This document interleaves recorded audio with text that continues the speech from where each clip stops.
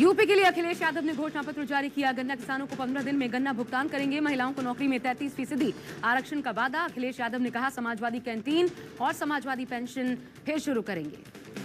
अखिलेश यादव ने सभी दोपहिया वाहन चालकों को 1 लीटर पेट्रोल प्रति महीना मुफ्त देने का वादा किया। ऑटो चालकों को 6 किलो सीएनजी देने का भी वादा। बीपीएल परिवार को 2 मुफ्त सिलेंडर्स देने का वादा। लड़कियों को केजी से पीजी तक की मुफ्त शिक्षा का भी वादा। यूपी के लिए बीजेपी का घोषणा पत्र जारी। बीजेपी ने घोषणा पत्र को लोक कल्याण संकल्प पत्र नाम दिया। लोगों से बीजेपी ने कई वादे किए।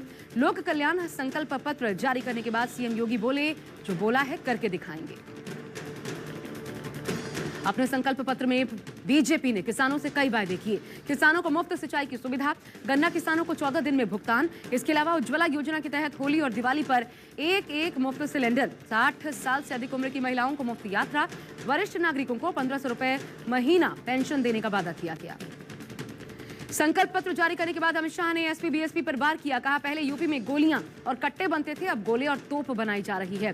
बीजेपी सरकार के बाद देश की सुरक्षा में बड़ा फर्क आया। अमित शाह ने कहा हमारी घोषणा पत्र में वादा था अयोध्या में राम मंदिर बनवाएंगे, आज मंदिर बन रहा है। बीजेपी के संकल्प पत्र पर अखिलेश यादव ने तंज कसा। कहा जिनके वादे जुमले हैं, बातें झूठे हैं, वो हर बार जनता को झांसा देते हैं। वो घोषणा पत्र निकाले, संकल्प पत्र, वचन पत्र या फिर शपथ पत्र। यूपी की जनता अब विश्वास नहीं करेगी। बीजेपी भरोसा खो चुकी है। किसान, लखीमपुर, महिला, हाथरस, युवा, इलाहाबाद, व्यापारी, गोरखपुर, आम जनता, कोरोना, ये सब बातें नहीं भूलेगी। यूपी विधानसभा चुनाव में राजनीतिक सरगर्मी तेज। पश्चिम बंगाल की मुख्यमंत्री ममता बनर्जी ने अखिलेश यादव के साथ ज्वाइंट प्रेस कॉन्फ्रेंस की। ममता बनर्जी ने बीजेपी पर वार किया। कहा बीजेपी देश के लिए खतरा है। ममता गंगा में शव बहने का मुद्दा भी उठाती नजर आई। कहा जब कोविड चरम पर था, योगी ममता को हराने बंगाल आए थे। बीजेपी राज में किसानों के ऊपर मंत्री के बेटे ने गाड़ी चला दी। यूपी में सिर्फ गुंडागर्दी है। ममता बनर्जी ने स्टेज पर फुटबॉल खेला। एसपी कार्यकर्ताओं के बीच फुटबॉल उछालकर कहा खेला हो बे। ममता बनर्जी ने कहा जैसे बंगाल में आउट किया, वैसे ही यूपी से बीजेपी आउट होगी। ममता बनर्जी अखिलेश के समर्थन के लिए लखनऊ में है। ममता बनर्जी को देख एसपी कार्यकर्ता काफी उत्साह में दिखे। प्रधानमंत्री मोदी की बिजनौर रैली में न पहुंचने पर अखिलेश यादव ने कटाक्ष किया। कहा कल दीदी कलकत्ता से उड़कर बंगाल से यूपी आ गई, लेकिन दिल्ली वाले यूपी नहीं आ पाए। अखिलेश बोले बीजेपी के लिए मौसम खराब है। दीदी के आने से बीजेपी की हालत खराब है। आज बीजेपी को पश्चिम बंगाल की हार याद आ गई होगी। अखिलेश ने कहा 10 मार्च को जीत का रसगुल्ला साथ में खाएंगे। पीएम मोदी ने लोकसभा के बाद राज्यसभा में कांग्रेस पर वार किया। कहा कांग्रेस न होती तो लोकतंत्र परिवारवाद मुक्त होता, सिखों का नरसंहार न होता, जातिवाद की खाई न होती, पंडितों को कश्मीर नहीं छोड़ना पड़ता, कांग्रेस न होती तो देश में इमरजेंसी का कलंक नहीं होता।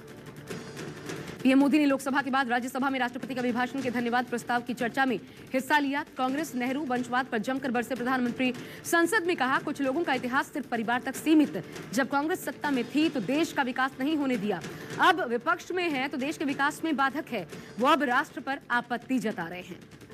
पीएम मोदी के बयान पर राहुल गांधी का भी पलटवार। बोले पीएम ने मेरे सवालों का जवाब नहीं दिया, नेहरू के काम गिनाए, अपने नहीं बताए। चीन, कोरोना और 2 राष्ट्र पर मौन रहे प्रधानमंत्री।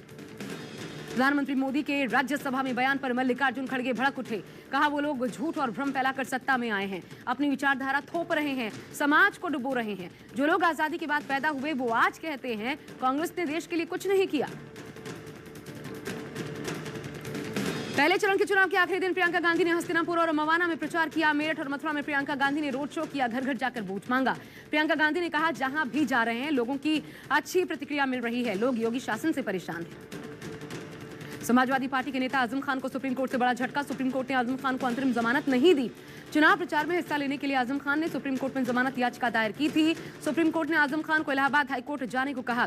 आजम खान फिलहाल सीतापुर जेल में बंद हैं और चुनाव में रामपुर से एसपी के टिकट पर ताल ठोक रहे हैं। झारखंड त्रिपुरा से सामने आई बड़ी खबर। हेमंत सरकार से कांग्रेस विधायक नाराज। 18 विधायक राहुल गांधी से मिलने दिल्ली पहुंचे। झारखंड में कांग्रेस हेमंत सोरेन सरकार में गठबंधन में है और बताया जा रहा है कई कांग्रेस विधायक अपनी सरकार से नाराज हैं।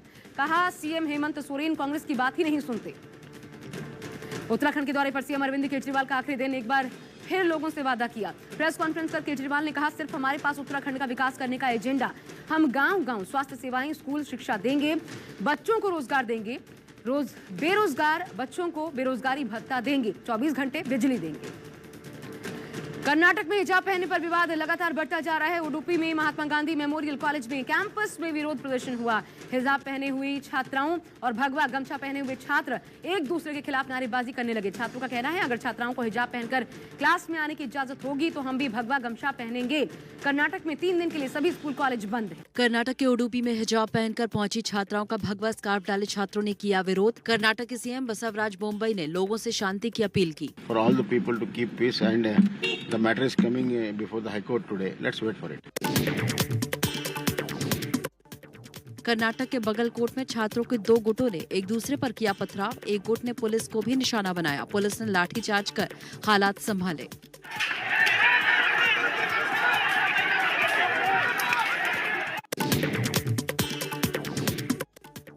हिजाब विवाद पर बढ़ती हिंसा को देखते हुए कर्नाटक सरकार का फैसला। कर्नाटक में 3 दिन के लिए सभी हाई स्कूल और कॉलेज बंद। कर्नाटक में हिजाब भगवा विवाद को लेकर हाई कोर्ट में सुनवाई। कोर्ट ने कहा, भावनाओं से नहीं कानून से चलेंगे।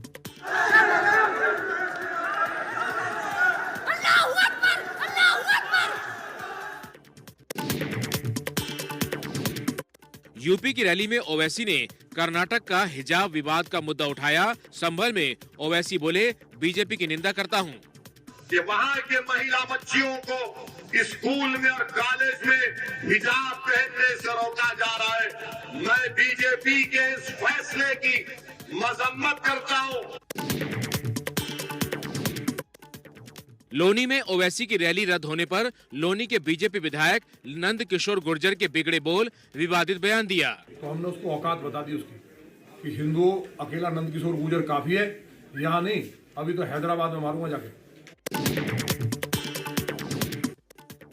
पंजाब चुनाव से पहले पीएम ने कांग्रेस पर बड़ा हमला बोला। 84 के दंगे और इमरजेंसी की दिलाई याद। कहा, इमरजेंसी में लोकतंत्र का गला घोंटा गया।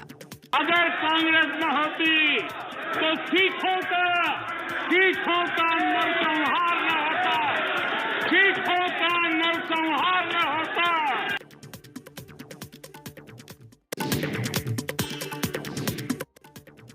मोदी के इमरजेंसी वाले हमले पर कांग्रेस का पलटवार। कांग्रेस ने कहा, जो गोडसे की पूजा करते हैं वो कांग्रेस को भंग करने की बात करते हैं।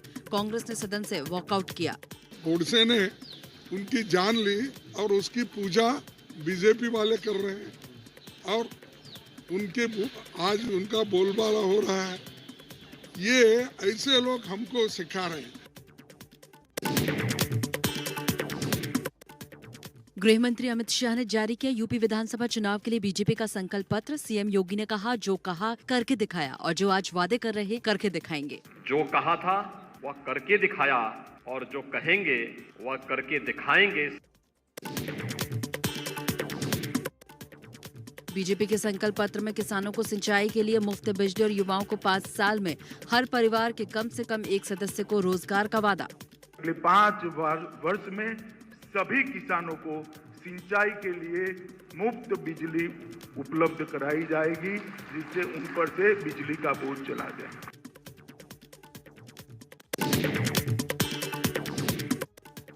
समाजवादी पार्टी के अध्यक्ष अखिलेश यादव का यूपी के लिए वचन पत्र जारी। 22 में 22 वचन में 15 दिन में गन्ना किसानों के भुगतान का वादा। ऑटो मालिकों को 2 लीटर मुफ्त पेट्रोल डीजल और लड़कियों को पूरी शिक्षा मुफ्त का वादा। सभी फसलों के लिए एमएसपी प्रदान की जाएगी और गन्ना किसानों को 15 दिन में उनका भुगतान सुनिश्चित किया जाएगा। लखनऊ में अखिलेश को मिला ममता का साथ। ममता ने कहा, अगर यहां से बीजेपी का सफाया हुआ तो पूरे देश से पत्ता साफ हो जाएगा। ममता ने फुटबॉल खेलकर खेला होवे का नारा दिया। अगर ए राज्य से बीजेपी गया तो बीजेपी देश से गया।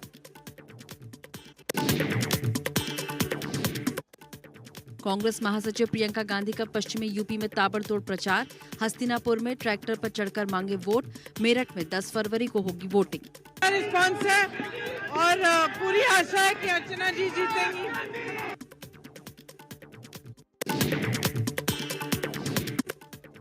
यूपी के डिप्टी सीएम केशव मौर्य ने रामपुर में की प्रचार रैली। शाहबाद सीट के उम्मीदवार के लिए मांगे वोट। कमल के फूल की एक बटन दबाने का मतलब है एक अपराधी को आप जेल पहुंचाने में मदद कर देंगे।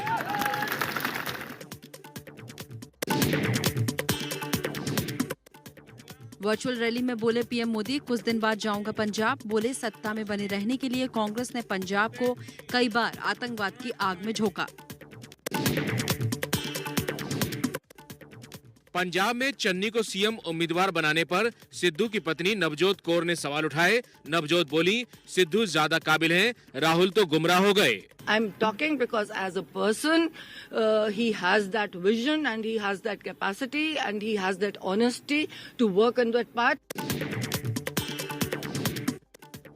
मनी लॉन्ड्रिंग मामले में गिरफ्तार सीएम चन्नी के रिश्तेदार भूपेंद्र सिंह हनी को 3 दिन की हिरासत में भेजा गया। ईडी ने 10 दिन की मांगी थी हिरासत। फिल्म पुष्पा के नाम के साथ रक्षा मंत्री राजनाथ सिंह ने किया उत्तराखंड में प्रचार। बोले, सीएम का नाम पुष्कर है, लेकिन ये फ्लावर नहीं, फायर है। मैं कांग्रेस के दोस्तों को बताना चाहता हूं, अपना पुष्कर फ्लावर भी है और अपना पुष्कर फायर भी है।